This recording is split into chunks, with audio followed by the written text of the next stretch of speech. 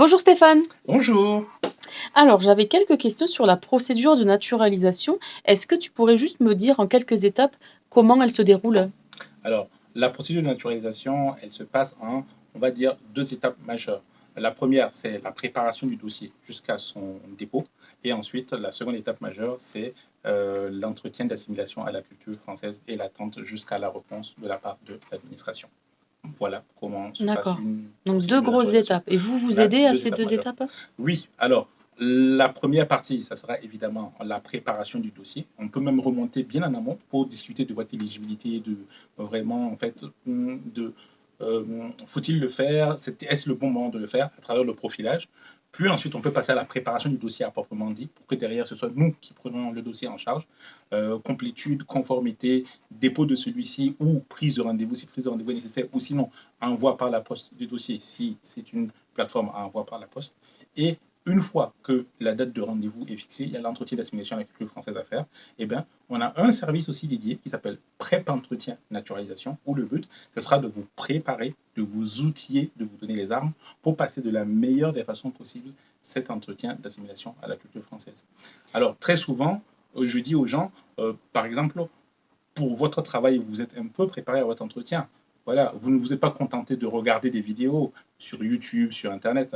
Non, vous avez un minimum préparé l'entretien. Et bien, là aussi, c'est pareil. Regarder des vidéos sur YouTube parlant d'entretien de naturalisation, ça ne suffit pas. Il faut vraiment faire une simulation réelle. La préparation d'entretien à topo passe par là, par D'accord. faire une simulation de Alors, cet je te entretien-là. coupe parce que l'entretien, c'est le même selon que je fasse ma naturalisation par décret ou par déclaration? Non, du tout, du tout, du tout, du tout. Ce ne sont pas du tout les mêmes entretiens.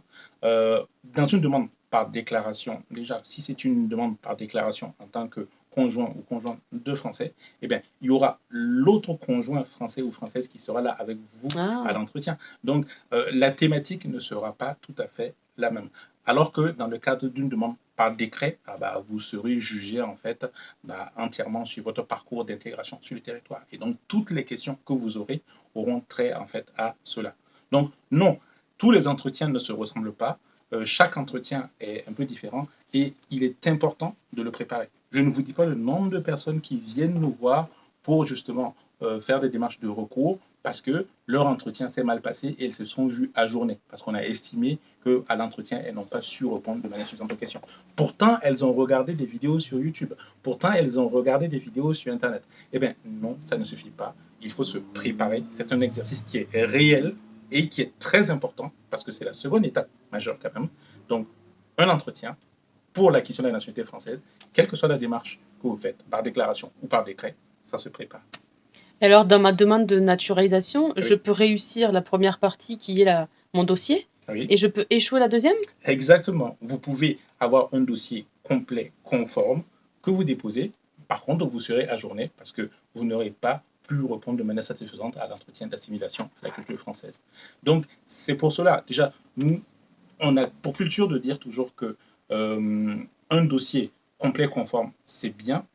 Préparer son entretien pour sa demande de naturalisation, en plus, c'est très bien, c'est encore mieux. Cela nous permet de cocher toutes les cases, d'être sûr qu'on a mis toutes les chances possibles de votre côté pour que vous soyez naturalisé. Je le dis toujours aux clients quand je les ai au téléphone ou quand j'en rencontre certains, je leur dis toujours, on ne saurait dire à tout un chacun que vous serez naturalisé à coup sûr. C'est impossible. Personne ne peut garantir à qui que ce soit qu'il sera naturalisé. Par contre, il y a une chose que nous savons faire à Togo et que nous savons faire très bien, c'est de mettre toutes les chances de votre côté pour que vous le soyez. Donc, en vous faisant aider, en vous faisant accompagner pour préparer votre entretien, en plus de la préparation du dossier, je suis intimement convaincu qu'on aura mis toutes les chances pour que vous soyez, que vous deveniez français ou française.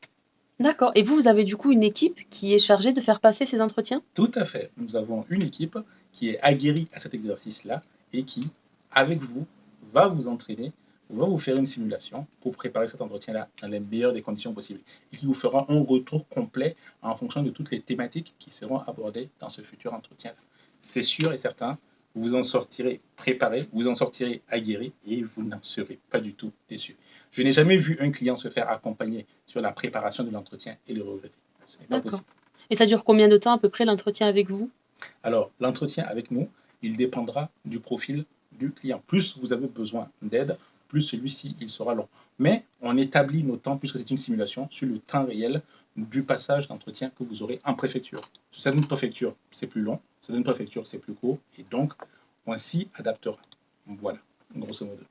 Ok, ben merci beaucoup Stéphane pour ces précisions. Merci à vous. Donc, n'hésitez pas à vous faire aider, à vous faire accompagner pour la préparation de votre entretien. Pensez-y, pensez topo. Merci.